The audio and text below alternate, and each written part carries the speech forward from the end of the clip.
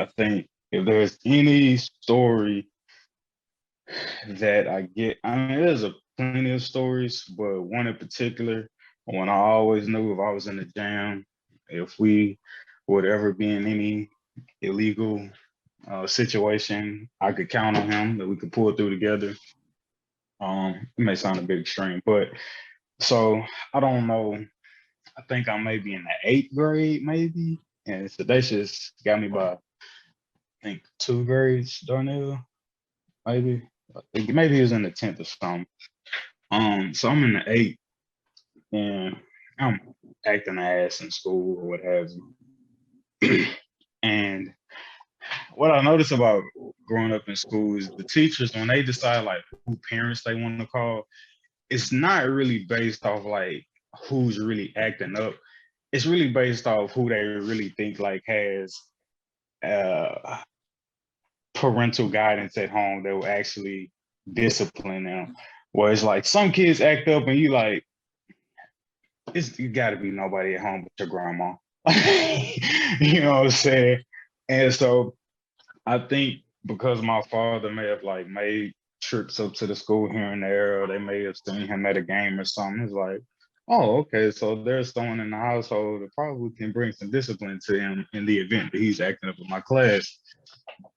So I'm acting up, but it's nothing outrageous or whatever. Guess she's just having a bad day. I know your daddy is going to pick up the phone and you're just going to have to take the weight of the whole class to get on my nerves today. So she's like, yo, I need your number. You know, it's way back in the day. Give me a number. I'm calling your dad. And I'm like, all right. So I'm going to try Granny's phone number. Granny, line one, cue you up. I don't think Granny picks up the phone. So I'm like, all right, well, we're going to give her my number now. We're just going to tell her, hey, my father has my phone, so you can reach him there. She doesn't take that okie doke. I'm like, look, like, I know you're having a bad day. I'll chill. There's no need to call me. Okay. We're like, parents don't need to be involved. And so she's just, and you know, sometimes if you kind of get caught up, like at the very end of class, it's just like, whatever, I'm gonna finesse my way up out here and go on about my business or whatever. It's kind of real early or middle of class. She just, when I let it go, I want a number, I want a number. And I don't know how at the time, but like, I just knew my dog's number by heart. And he was probably my last lifeline before I just had to go ahead and book it in like, give her my daddy real number. Give us Sedataious' number. It's ringing, ringing, ringing.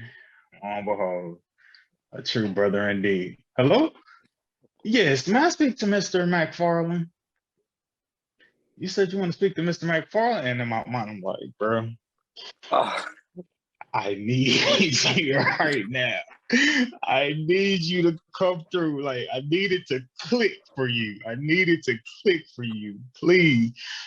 I don't remember like the verbatim conversation back, but yes, Mr. McFarland.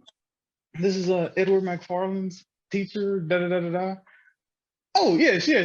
How you doing? How you doing? I was like, my brother, that's my dog for life. So in my mind, and so like we young, and like I don't know if she can like tell like, dude, the pitch of his voice sounds a bit young to be a dad, so to speak. Like the irony in that years later down the road.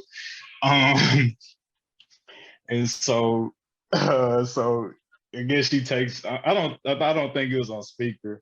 So she's like, yes, da da da da. He's not really having doing what I need him doing class, da da da da da. And so I'm like, oh, she's really going for it at this point. Like we're in the clear. So Sedataious then goes, can I speak to him?